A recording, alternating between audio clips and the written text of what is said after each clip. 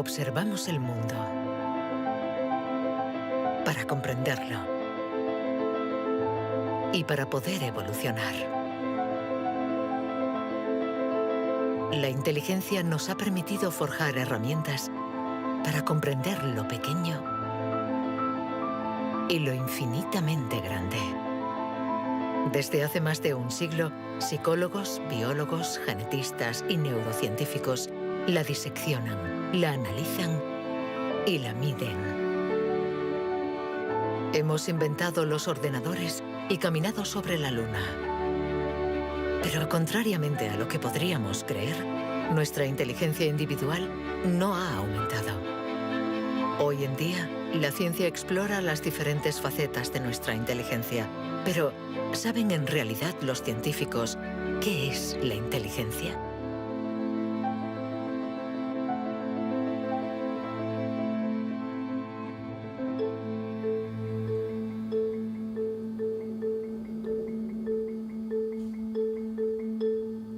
Inteligencia es relacionar.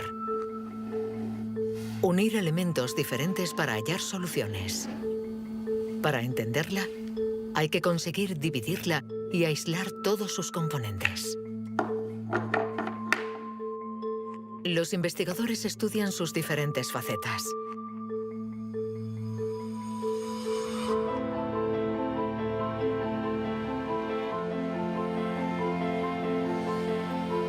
Para medir la inteligencia, una de las primeras propuestas ha sido medir la velocidad a la que reacciona el cerebro. Este es el método que el profesor Ten Iannuis ha utilizado. Él ha comparado nuestro tiempo de reacción con el de nuestros ancestros. Y los resultados de su estudio no nos favorecen.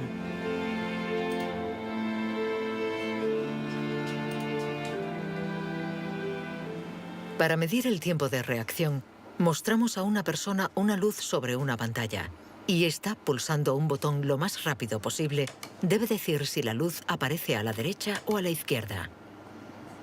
No es un acto reflejo, sino una información simple que nuestro cerebro debe procesar.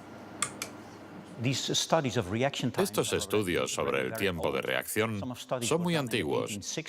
Muchos de ellos los llevó a cabo Francis Galton, primo de Charles Darwin, entre 1860 y 1880 en Gran Bretaña.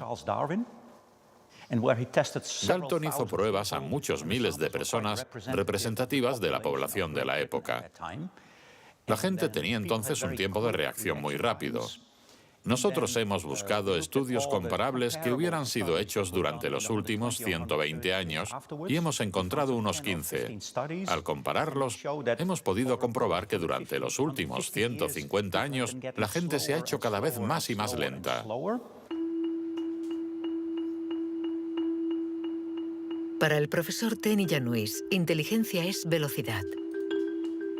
Y nuestro cerebro invierte como media 50 milisegundos más que el de nuestros bisabuelos a la hora de procesar una información simple. 50 milisegundos más puede sonar como un algo ridículamente breve. Pero si pensamos en las miles y miles de decisiones que debemos tomar cada día, y somos un poco más lentos en cada decisión, esto puede tener consecuencias muy, muy importantes.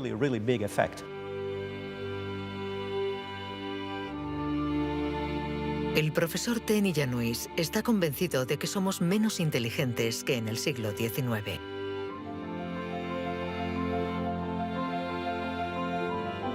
Y la prueba está en la increíble capacidad de invención de este periodo, marcado por una explosión de las innovaciones, de la creatividad, de las ideas. En el siglo XIX hubo muchas innovaciones fantásticas. Hay estudios que muestran que el número de inventos por habitante era 4 veces mayor que hoy en día.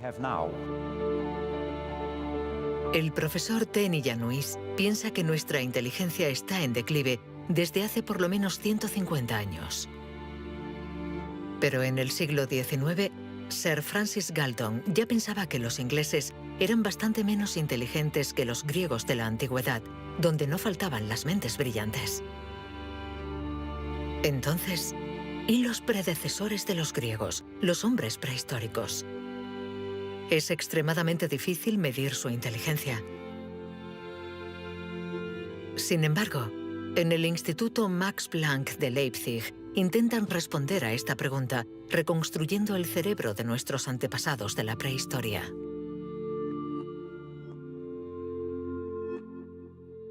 La paleoneurología es una ciencia muy frustrante, porque su objeto de estudio es casi inexistente.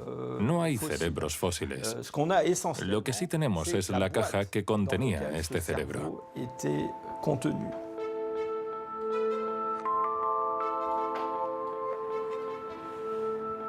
Al comparar nuestro cerebro con el del hombre prehistórico, los científicos han encontrado diferencias no solo en la forma, sino también en el tamaño.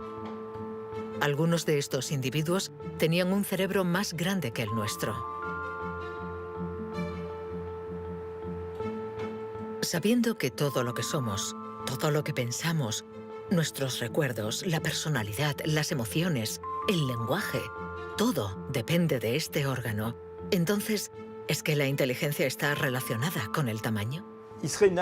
Sería absurdo pensar que no hay relación entre el tamaño del cerebro y la complejidad de los comportamientos, es decir, la inteligencia. Esto lo vemos en el reino animal. Los animales llamados más inteligentes, en particular los cetáceos y algunos tipos de delfines, por ejemplo, tienen cerebros muy grandes, con un gran número de neuronas. Por lo tanto, encontramos en ellos algo que también encontramos en los grandes primates y en el hombre.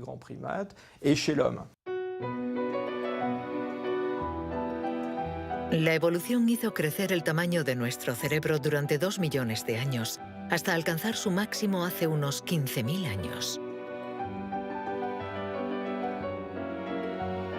El hombre de Cro-Magnon, que pintó en la cueva de Lascaux hace unos 17.000 años, era un Homo sapiens como nosotros.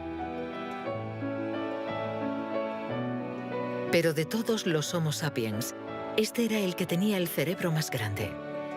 El tamaño de nuestro cerebro ha disminuido en comparación con el de este antepasado. Y según algunos investigadores, somos menos inteligentes que él. Pero esta teoría no es compartida por todos. Yo no creo que haya una inteligencia que se pueda medir con una regla y decir que nuestro reciente antepasado era igual o más o menos inteligente. El hombre de Cro-Magnon tenía la inteligencia que necesitaba para sobrevivir en su mundo, pero no para trabajar en un banco. Si viajásemos 25.000 años atrás en nuestra máquina del tiempo, para traer al presente al hombre de Cro-Magnon, sin duda se adaptaría al mundo en el que va a tener que vivir. Historically, you guys have struggled to adapt. Yeah, right. Walking upright, discovering fire, inventing the wheel, laying the foundation for all mankind. You're right. Good point. Sorry we couldn't get that to you sooner. Connie, your reaction? We live in a society where the individual ego and the group dynamic are in constant struggle. Response? Yeah, I have a response. What? ¿Más inteligente? ¿Menos inteligente?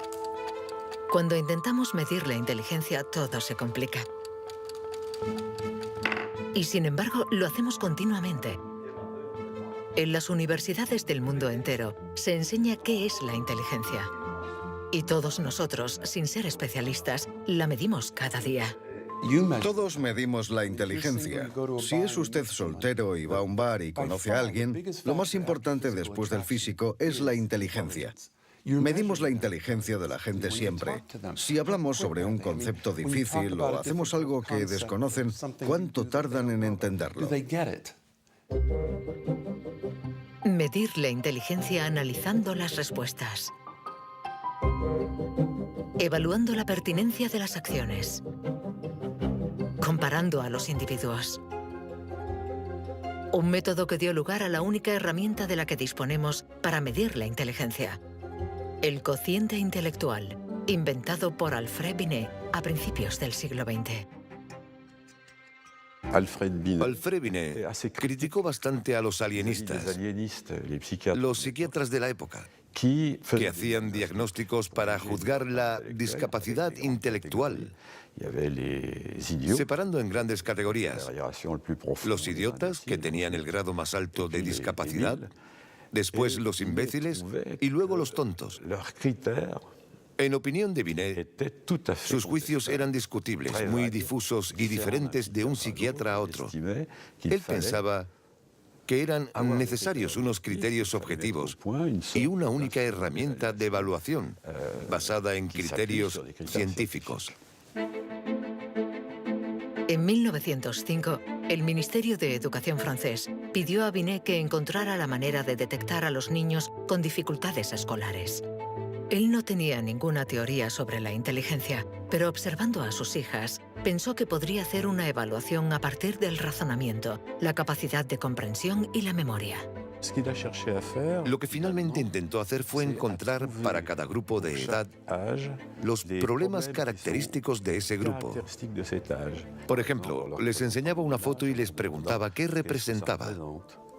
Señaló que los niños de 3 años enumeraban lo que había en la imagen.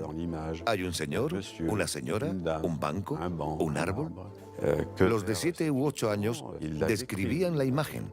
Hay un señor y una señora sentados en un banco.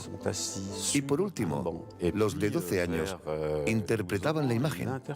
¿Están tristes? ¿O bien el señor está enfermo? Y cosas así. Así, Binet desarrolló junto a Théodore Simon el primer test de inteligencia. Había nacido el clásico test de la edad mental. Es la relación entre la edad mental dada por el resultado del test y la edad real de la persona. La cifra se multiplica por 100 para obtener el cociente intelectual. Si un niño de 10 años resuelve las pruebas de uno de 12, será un niño adelantado y tendrá un cociente de 120. La idea era relacionar el rendimiento de un individuo con el de otros individuos comparables, es decir, los que están exactamente en la misma categoría de edad, la misma cultura, etc. Y, obviamente, partiendo de una serie de puntuaciones en la prueba para una edad determinada. El cociente intelectual es la posición de un individuo comparado con el rendimiento de otros que son como él o ella, es decir, de la misma edad. Le damos al cociente intelectual un poder exagerado, porque pretende medir una cualidad tan particular como la inteligencia. Es difícil resistirse a la tentación de medirse, de compararse. Lo que sí es un poco ridículo es lo que nos encontramos actualmente en Internet, como las páginas web que calculan nuestro cociente intelectual. La gente hace el test, se encuentra con una cifra y la interpreta. Y si, por ejemplo, esta cifra no es buena, pensamos que no somos inteligentes. Es absolutamente catastrófico. El 2. Es ridículo pensar que una cifra defina a una persona. El 4. El 3. Solo un psicólogo hará un test fiable del cociente intelectual. El 2. Ya que debemos saber cómo interpretarlo en relación con el pasado del individuo, su presente El 2 y el 3. y su personalidad. Este cociente mide la inteligencia. Compara a las personas. Pero ¿nos permite saber si nuestra inteligencia ha evolucionado desde que Binet lo inventó hace más de un siglo? ¿Obtenemos mejores resultados en el test hoy? En Nueva Zelanda es donde por primera vez han respondido a esta pregunta. Allí, James Flynn ha hecho un descubrimiento sorprendente que los científicos de todo el mundo han bautizado como el efecto Flynn. El efecto Flynn supone el descubrimiento de que todas las naciones que entraron en la era industrial han obtenido mejoras considerables en los tests de cociente intelectual. He revisado toda la variedad de estas pruebas en 40 países, como en Francia, Holanda o Noruega, donde los jóvenes habían sido llamados al servicio militar. Se les ha dado cada año exactamente el mismo test, y las mejoras son muy evidentes. Hace 1 o 2 generaciones, la gente obtenía una media de 30 respuestas sobre 60. Hoy obtienen 45. Después de evaluar decenas y decenas de estudios, James Flynn ha mostrado que desde hace más de 60 años obtenemos mejores resultados en estos test. ¿Quiere esto decir que ahora somos más inteligentes que nuestros abuelos? Un cambio en el cociente intelectual no significa necesariamente un cambio en la inteligencia. Pongamos un ejemplo. Una persona hace hoy el test por primera vez. Si hace el mismo test al día siguiente, existe un efecto de aprendizaje. Su puntuación va a ser más alta, pero no quiere decir que se haya hecho más inteligente. Solo significa que se ha familiarizado con el test. El aumento del cociente intelectual se debe en gran medida al entorno, mejor alimentación y mejor educación. Nuestro cociente aumentaría de 2 a 3 puntos por cada año de escuela, y los años de escolarización han pasado de una media de 6 a principios del siglo XX a los 11 años de hoy en los países industrializados. Todos estos cambios añadidos han incrementado los resultados. Cuando realizamos un test hoy, estamos preparados en la medida en que la escolarización y otra serie de factores nos han dado la capacidad de aplicar nuestra lógica de forma abstracta. Es decir, que podemos ver una serie de números y acertar el siguiente.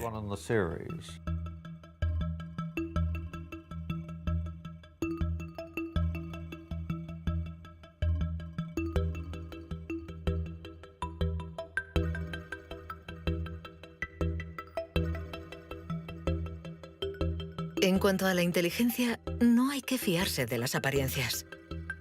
Tener mejores resultados en estos test no implica que seamos más inteligentes. Se trata solamente de que estamos mejor preparados para pasar el test.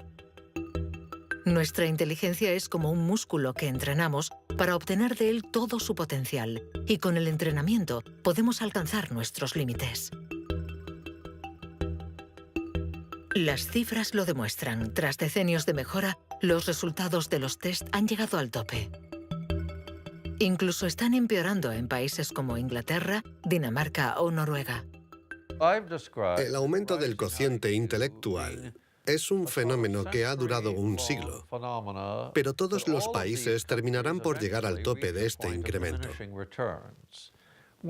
Sospecho que la educación formal ha abusado de la capacidad de manipular los conceptos abstractos y, a menos que se produzca una revolución de la pedagogía, los beneficios que ha producido la escuela van a tocar techo, ya que hoy en día casi todo el mundo está escolarizado.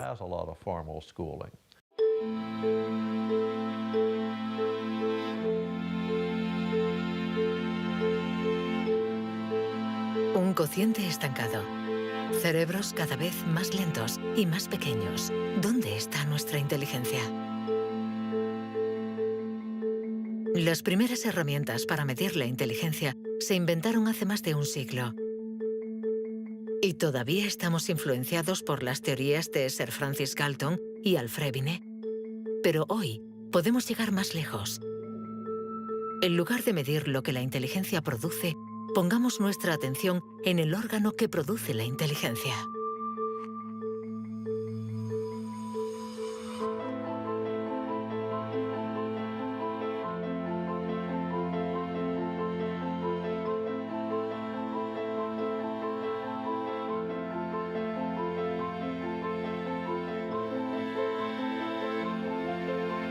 Richard Heyer es psicólogo y neurocientífico en la Universidad Irving de California. Desde hace más de 30 años, intenta averiguar cómo es un cerebro inteligente. Gracias a los progresos de los instrumentos de observación, Heyer y su colega, el profesor Rex Jung, investigan en qué lugar del cerebro se aloja la inteligencia. Veamos el cerebro de Richard Hayer. Vemos un bonito cerebro. El doctor Hayer es una persona brillante e inteligente y vemos todas las regiones que sustentan su inteligencia.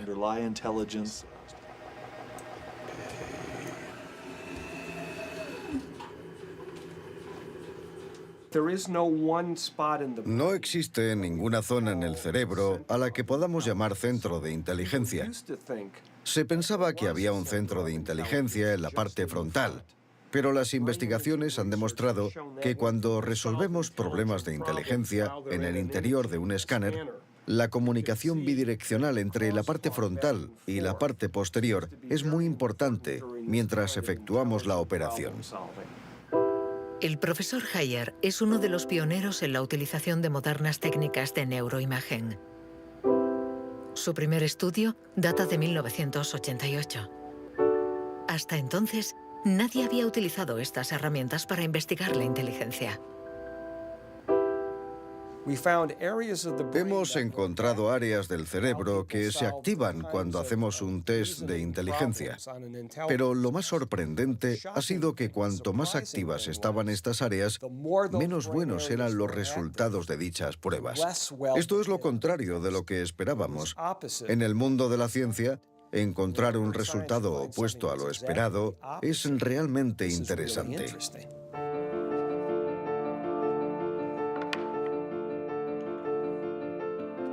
Un cerebro inteligente no es un cerebro que funciona más, sino todo lo contrario. Es un cerebro que funciona menos. Esto es lo que llamamos neuroeficacia. Ser inteligente consiste en resolver un problema con el mínimo esfuerzo.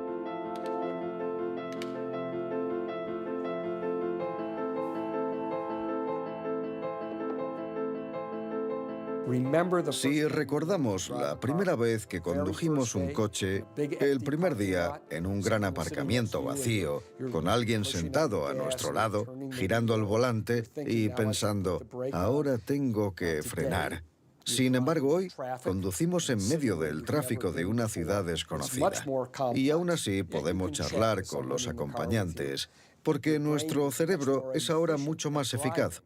Por lo tanto, un alto nivel de inteligencia no está necesariamente ligado a un cerebro que trabaja más, sino a una transmisión más eficaz de la información entre las zonas importantes del cerebro. Cuando se piensa en un proceso tan complejo como la inteligencia, debemos imaginar que el cerebro es como una orquesta con distintas secciones. Pero el verdadero misterio está en cómo interactúan estas secciones, porque, como sabemos, esta orquesta no tiene director. Si el cerebro es una orquesta, entonces la inteligencia es la música.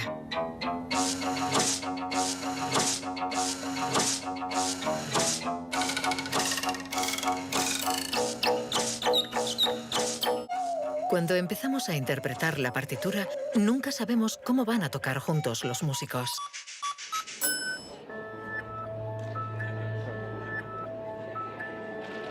En la Universidad de la Sorbona, el profesor Olivier Houdet busca un director para esta orquesta.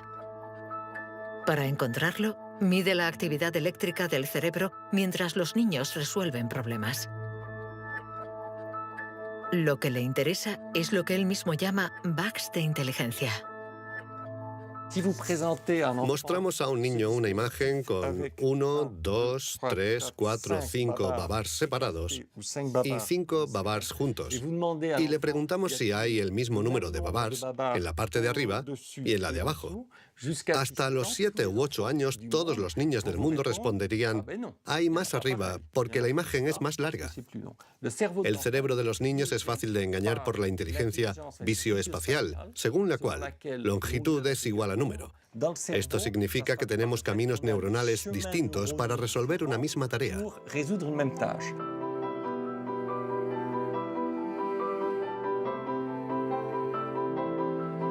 Contar o medir. Hay muchas soluciones para un mismo problema, y nuestro cerebro está continuamente luchando para inhibir las estrategias negativas. Lo que queremos mostrar, y esta es la originalidad de nuestro laboratorio, es que la inhibición es sin duda el proceso clave y positivo de la inteligencia, porque nos permite resistirnos a nosotros mismos. Resistirnos a nosotros mismos es aprender a controlar las interferencias que perturban a nuestra inteligencia. El test de Stroop es uno de los métodos de observación de estas interferencias. Consiste en decir el color de una palabra sin leerla.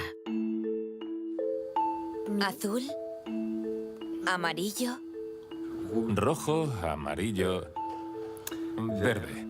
¿Rojo, verde? ¿Verde? ¿Rojo? verde, amarillo, Amarillo, rojo. amarillo, amarillo, rojo. Amarillo, rojo, Amarillo, amarillo. rojo, verde, rojo, amarillo, azul, verde.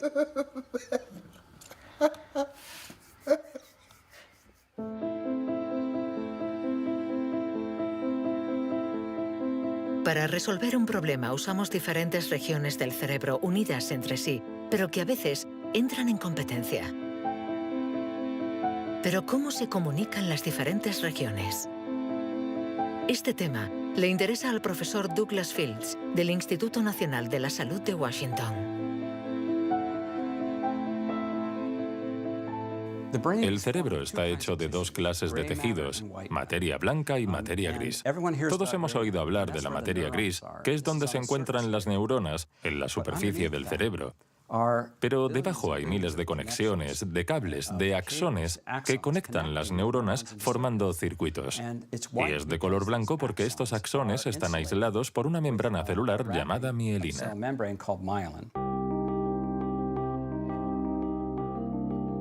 La mielina envuelve los axones y permite que la información circule de forma rápida y eficaz en el cerebro.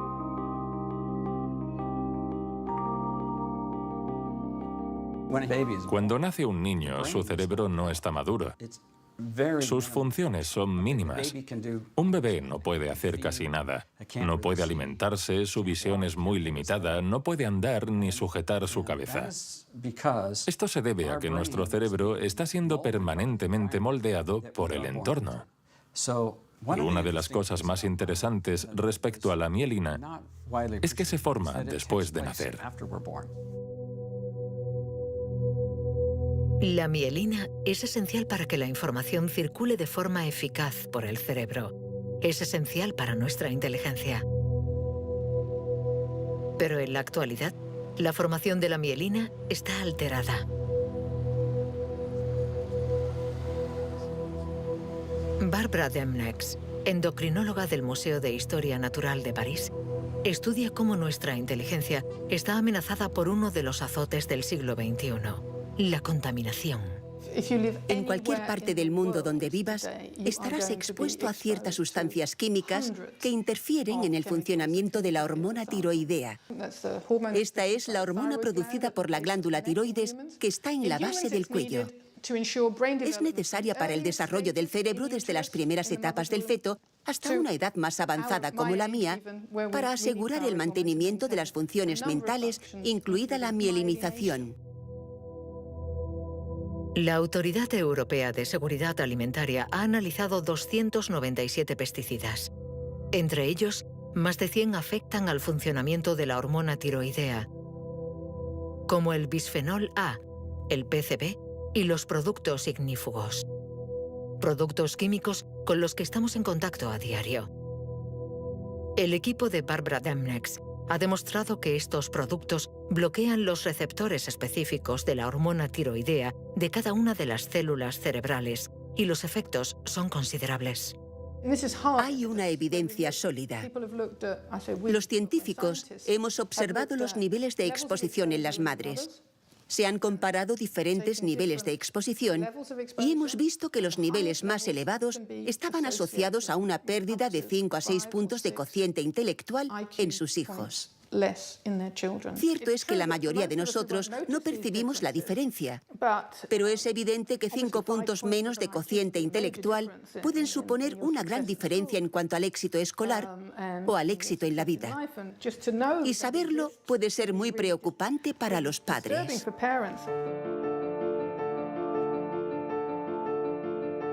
Nuestra inteligencia nos ha permitido crear un mundo complejo, pero a costa de degradar el medio ambiente. Y podríamos estar pagando el precio si esta degradación afecta a nuestro cerebro, actuando, por ejemplo, sobre la mielina. Pero si este fenómeno se confirma, ¿qué haremos? Durante más de un siglo, hemos pensado que los procesos mentales se debían solo a la actividad eléctrica de las neuronas. Pero hoy, los neurólogos han comenzado a explorar nuevos campos. Tan solo el 15% de las células del cerebro son neuronas. El resto, el 85%, no se comunican mediante impulsos eléctricos. Las llamamos glía. Nuevos métodos nos han permitido ver, para nuestra sorpresa, que las células gliales se comunican entre ellas y con las neuronas sin electricidad. Esto es un punto de partida fascinante, porque supone un cambio fundamental de conceptos respecto al funcionamiento del cerebro a nivel celular. Células gliales. Células mucho más numerosas que las neuronas y que forman su entorno. Algunas fabrican la mielina. Otras alimentan a las neuronas y las protegen. Estas se denominan astrocitos. Y un descubrimiento inesperado indica que los astrocitos juegan un papel en la inteligencia. Todo comenzó con un genio. En abril de 1955, en el Hospital Princeton de New Jersey, el patólogo Thomas Harvey dirigió la autopsia de Albert Einstein. El 18 de abril, a las 8 de la mañana, decidió robar el cerebro del hombre considerado como la encarnación del genio. Pretendía examinar este preciado órgano para encontrar el secreto de la inteligencia. Después de esconderlo en su casa durante 27 años, autorizó a otros científicos a examinarlo. Estos descubrieron en el cerebro de Einstein lo que podría ser el secreto de su inteligencia. El cerebro de Albert Einstein fue examinado para ver qué era lo que lo hacía más inteligente, y no pudieron encontrar ninguna diferencia en el número de neuronas ni en el tamaño. No había nada, excepto que su cerebro tenía más astrocitos. Esto llamó la atención de mucha gente sobre el papel de los astrocitos en la inteligencia. Los astrocitos. Células gliales identificadas hace más de un siglo. Aunque en los últimos años, los científicos han comprendido que su función no era mucho más compleja de lo que imaginaban. Los astrocitos sirven para muchas cosas. Controlan la sinapsis, controlan el flujo sanguíneo en el cerebro, alimentan a las neuronas, reaccionan a las heridas. Todas estas cosas estaban consideradas como tareas menores que los astrocitos hacían en el cerebro, y no habían sido tomadas muy en serio hasta que se dieron cuenta de lo determinantes que son los astrocitos para las neuronas. Un astrocito humano controla cientos de neuronas, muchas más que, por ejemplo, un astrocito de ratón. Basándose en esta observación, un equipo de la Universidad de Rochester ha realizado un experimento fascinante. Para entender mejor la inteligencia humana, han decidido cruzar la barrera de la especie y han trasplantado astrocitos humanos en el cerebro de un ratón.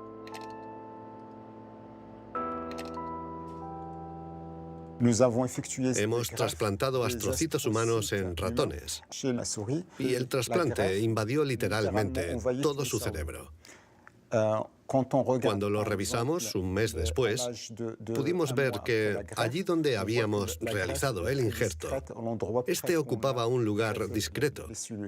Un año más tarde, todo el cerebro se había injertado a sí mismo. Todas sus células habían sido literalmente reemplazadas por células humanas.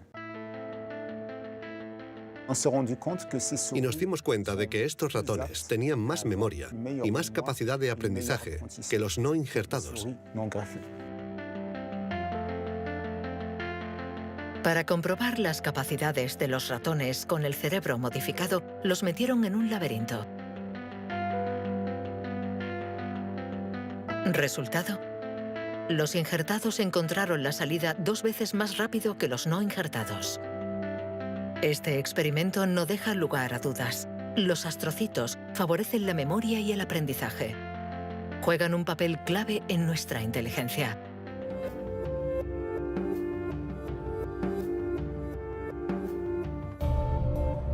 La inteligencia se refleja en el funcionamiento del cerebro. Pero ¿cómo se explica la diferencia entre las inteligencias de nuestros colegas, amigos o padres?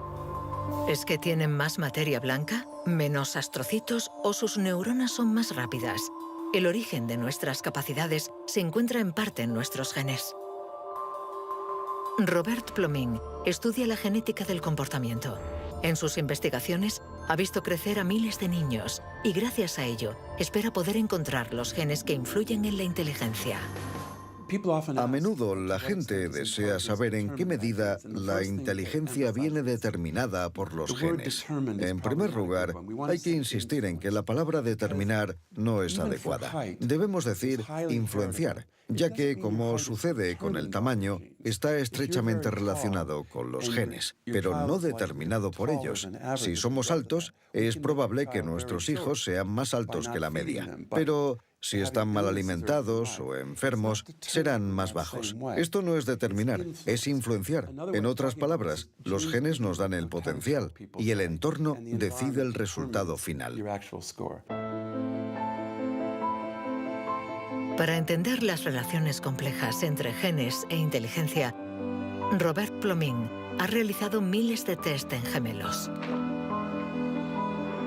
Los gemelos idénticos tienen la particularidad de ser clones, tienen exactamente los mismos genes. Son completamente idénticos. Mismo pelo, mismos ojos, pero ¿tienen los mismos resultados en los test de inteligencia? La respuesta es sí. Sus resultados se parecen mucho más que los de otros hermanos. Esta es la prueba de que, sin ser completamente determinantes, los genes sí juegan un papel crucial. La mayoría de los países del mundo, más de 100, dispone actualmente de registros de gemelos porque reconocen la importancia del método gemelar a la hora de calcular la influencia de los genes. La siguiente etapa de nuestras investigaciones consiste en encontrar los genes responsables de la inteligencia. Para esto, Robert Plomin ha utilizado chips de ADN capaces de detectar más de 1 millón de marcadores genéticos. Comparando el ADN de los que tenían buenos resultados en los test, Plomin quería saber si ciertos genes se dan con más frecuencia. Pero la identificación precisa de estos genes es mucho más complicada de lo que esperaba.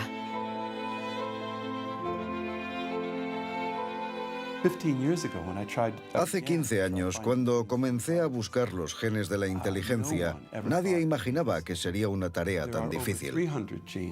Pudimos identificar más de 300 genes que influyen sobre la inteligencia.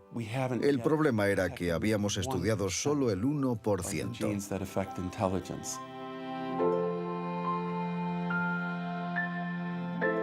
La inteligencia está influenciada por la interacción de muchos miles de genes que conforman una red increíblemente compleja. Además, producen efectos distintos en función de la región del cerebro donde actúen. Antes pensábamos que el cerebro funcionaba por áreas. Esta área controla el lenguaje, esta hace otra cosa. El cuerpo calloso comunica los hemisferios. Hoy nos hemos dado cuenta de que esto era ficción y que el cerebro actúa de forma más global. Desde un punto de vista genético, se ve más claro todavía, ya que la mayoría de los genes que actúan sobre el cerebro actúan sobre muchas regiones del cerebro. Paso a paso vamos entendiendo nuestra inteligencia.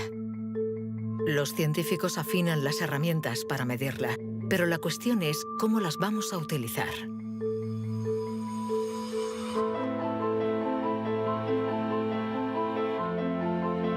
La inteligencia es lo que mejor predice nuestro nivel de estudios o nuestro empleo. Por lo tanto, hablar de la inteligencia es delicado, ya que tendemos a valorar, clasificar y jerarquizar, con el riesgo a equivocarnos que conlleva. El error de razonamiento está en considerar que la inteligencia puede ser esencialmente hereditaria. Y esto nos ha llevado a divagaciones, en mi opinión, total y absolutamente ridículas. Por ejemplo, en 1924, creo, se votó en Estados Unidos una ley que restringía la inmigración mediante cupos, porque en los test daban resultados menos buenos. Y se suponía que los inmigrantes eran hereditariamente menos inteligentes. Se limitó, pues, su entrada al país para evitar un descenso en la media. Como sabemos, entraban por la isla de Ellis, frente a Nueva York, donde muchos de ellos eran devueltos, sobre todo aquellos que se anticiparon al auge del nazismo. Pienso especialmente en los judíos de Europa del Este que fueron expulsados por razones absolutamente estúpidas. Durante mucho tiempo, creímos que nuestro origen era determinante y que nuestra herencia controlaba nuestras vidas. Después, por suerte, la ciencia ha abandonado esta visión determinista. Pero la inteligencia es algo especial. Un tema tan sensible que los pasos en falso han marcado su historia. William Shockley, físico visionario y premio Nobel por su descubrimiento del transistor, resultó menos brillante en sus estudios sobre la inteligencia. Dr. Shockley, if you could answer it yes or no, I would appreciate it. Do you believe that black people are inferior in intelligence because of their heredity? What I say is this. My research leads me, and it's a tragic conclusion, really, my research leads me inescapably to the opinion that the major cause of the American Negro's intellectual and social deficits is hereditary and racially genetic in origin, and thus not remediable to a major degree by practical improvements in environment. Then what do you see as the solution to the problem? I would propose that you would offer a bonus to everyone to be sterilized. The offer is based upon the best estimates, best scientific estimates that one can have of any genetically carried disabilities. 1974, prácticamente ayer. Una época nada lejana. Algunos utilizaban el cociente intelectual para justificar su racismo y excluir lo diferente. Joseph Skobanek sufre el síndrome de Asperger, una forma de autismo compatible con un cociente elevado. Graduado en ciencias políticas, doctor en filosofía y escritor, con 6 años no hablaba una palabra. Hoy habla 7 idiomas, entre ellos el hebreo, el árabe, el persa y el azerí. Yo formaba parte de esos niños cuyo destino era la basura. Durante mucho tiempo nos dijeron que las personas autistas eran deficientes intelectuales. Autismo llegó a ser casi sinónimo de discapacidad intelectual. Sin embargo, hoy sabemos que esto no es así. Toda sociedad humana necesita una jerarquía, necesita gente que marque la diferencia. Y tendemos a resumirlo todo bajo un criterio único. En Estados Unidos, la calidad humana y las jerarquías se definen por el cociente intelectual. En Francia puede ser cualquier concurso administrativo. En la China imperial eran los famosos exámenes del mandarín. Pero todo esto reposa sobre una idea central, y sin embargo errónea, la de que hay una única escala para medir la inteligencia de la humanidad. Y todo aquel que predica estas teorías se sitúa a sí mismo en lo más alto. La inteligencia como escala única de la humanidad. ¿Pero se puede definir lo humano desde una sola dimensión? ¿Podemos ser definidos tan solo por la inteligencia cuando ella misma tiene tantas facetas distintas?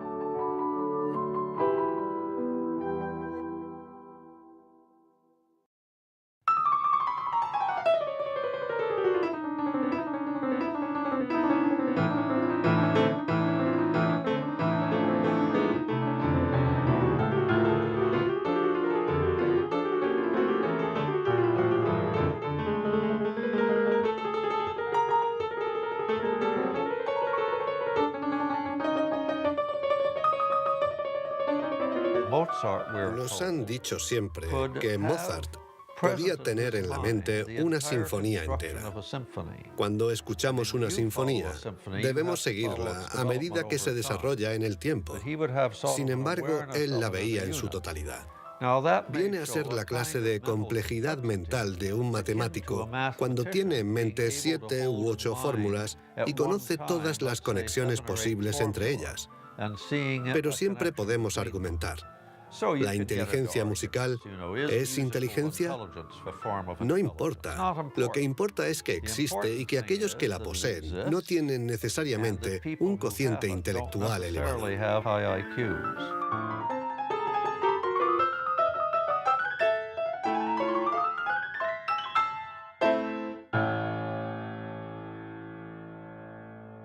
Siempre ha existido una reticencia a considerar que existen formas distintas de inteligencia y una cierta tendencia a querer determinar un cociente intelectual general. Una única escala de inteligencia donde podemos situarnos por encima o por debajo. Pero la realidad lo contradice. Existen numerosas formas de inteligencia y podemos tener un nivel muy alto en algunas de ellas y un bajo nivel en otras. Esta idea estaba en los primeros estudios sobre la inteligencia. Hoy, los científicos ya han aceptado que sea cual sea el método utilizado, no van a conseguir medir la inteligencia con una escala única.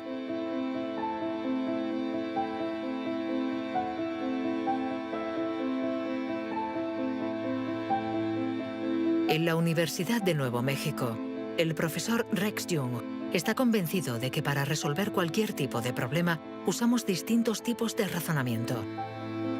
Y lo que llamamos inteligencia no es sino uno más de ellos. Creo que la creatividad es otro modelo de funcionamiento del cerebro y lo que intento averiguar es si es diferente a la inteligencia o similar. ¿Estamos hablando de lo mismo o de algo distinto? Y he llegado a la conclusión de que la creatividad es un proceso de razonamiento básicamente diferente.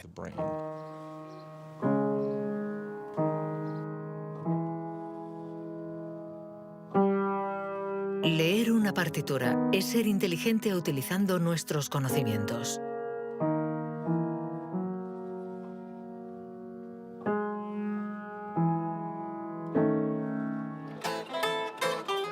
Improvisar es ser inteligente inventando y siendo creativo.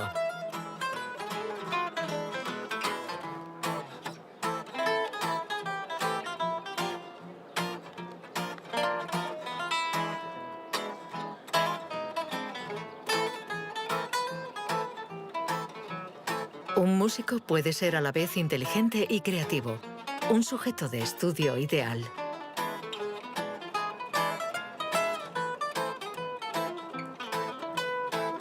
El profesor Jung ha estudiado numerosos cerebros para saber cómo pueden coexistir inteligencia y creatividad.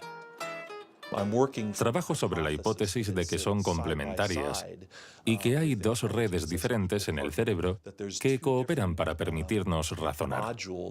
Una es un tipo de razonamiento inteligente y la otra un tipo de razonamiento creativo. Y las dos son extremadamente importantes. Estamos muy cerca de comprender cómo funcionan.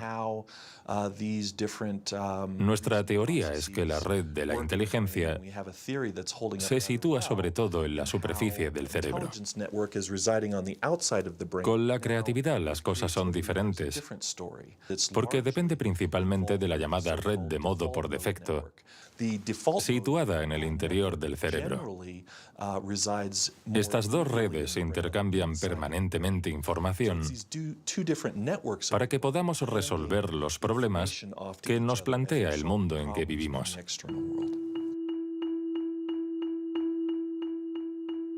Todos hemos experimentado esa sensación de una idea que surge de no se sabe dónde con la fuerza de la evidencia. Lo que nos revelan los neurocientíficos es que la forma de razonamiento inventivo-creativo es una única forma de razonamiento. ¿Podemos ser inteligentes sin ser creativos? ¿O creativos sin ser inteligentes? ¿Esta cuestión tiene sentido? Para evolucionar de forma inteligente, ¿no necesitamos todos los recursos de nuestra mente? No podemos ser creativos, por ejemplo, en física, si solo tenemos formación en física. Para ser creativos en física, necesitamos estar educados en ese universo extraño y poder utilizar y reutilizar los mecanismos mentales que hemos aprendido en otros contextos. El problema de las investigaciones estériles es que se encierran en su burbuja y no dan ni reciben información. Por el contrario, las personas creativas son aquellas que importan ideas de un universo a otro.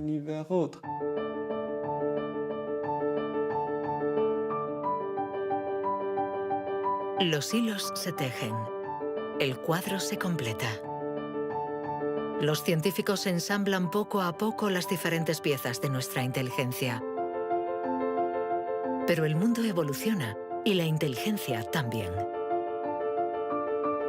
El cerebro está en permanente evolución y permite que la inteligencia se adapte a los problemas que debemos resolver, por múltiples y variados que estos sean. Cuando era niño, sabía que yo no funcionaba como los demás y era consciente de ello. Esto me hizo reflexionar y me llevó a imaginar un mundo plural. Un mundo donde no hubiera una única forma de clasificar y de medir, sino muchas. Lo que quiero decir es que la verdadera inteligencia humana no está en pensar de forma plural y saber tener en cuenta distintas formas de entender el mundo y no solo una.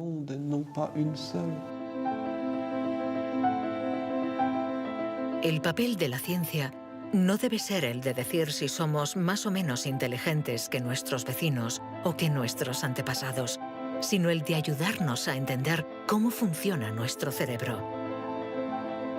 Así, sabremos cuidar nuestra inteligencia y también mejorarla para tejer hilos de unión entre nosotros y la diversidad que nos rodea.